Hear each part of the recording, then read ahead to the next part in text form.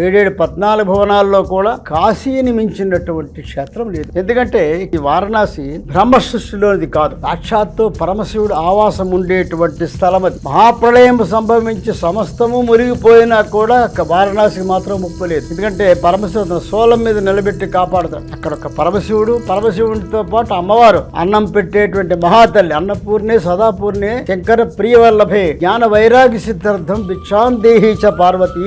సాధకులకి జ్ఞానము వైరాగ్యాన్ని కూడా ప్రసాదించేటువంటి మహాతల్లి అన్నపూర్ణ విశాలాక్షి. ఆవిడ కొలువై ఉంటుంది. ఢుంటి వినాయకుడు కాలభైరుడు క్షేత్రపాలకుడుగా ఉంటూ సమస్తమైనటువంటి దేవతా గణాలు అక్కడే ఉంటాయి. అందరూ కూడా ఒక్కొక్క లింగాన్ని ప్రతిష్ఠించారు. అక్కడ 1,000 లింగాలు ఉంటాయి. అక్కడ కాశీ ఒక్కసారైనా కాశీ దర్శనం చేసుకోవాలి, ఒక్కసారైనా గంగలో స్నానం చెయ్యాలి. ఆ రోజుల్లో అంటే కాశీకి వెళ్ళినవాడు కాటికి వెళ్ళిన సమానం అని చెప్పేవాడు. ఎందుకంటే ఏ విధమైనటువంటి సౌకర్యాలు లేని రోజుల్లో ఎడ్ల బళ్ళు కట్టుకుని నడుచుకుంటూ ఎక్కడి నుంచో బయలుదేరి కొండలు గుట్టలు అడవులు క్రూర మృగాలు దాటుకుంటూ దొంగలు దాటుకుంటూ పర్వతాలు దాటుకుంటూ నదులు దాటుకుంటూ అందులో మార్గ మధ్యలో పడిపోయిన వాడు పడిపోగా మిగిలిన వాడు కాశీ వెళ్ళేవారు. కాశీ వెళ్తే మళ్ళీ తిరిగి రావడం అదొక పెద్ద ప్రయాస. అందువల్ల కాశీకి వెళ్ళినవాడు కాటికి వెళ్ళినవాడు సమానమని చెప్పి సామెత వచ్చింది మనకి. అందువల్ల కాశీలో మరణించినటువంటి వాళ్ళకి పునర్జన్మ ఉండదు. కాశీలో ఎవరైతే మరణిస్తారో వారికి పరమశివుడు రామతారకాన్ని ఉపదేశిస్తాడు కుడి చెవిలో. అందుకే కాశీలో మనకి కూడా కుడి చెవి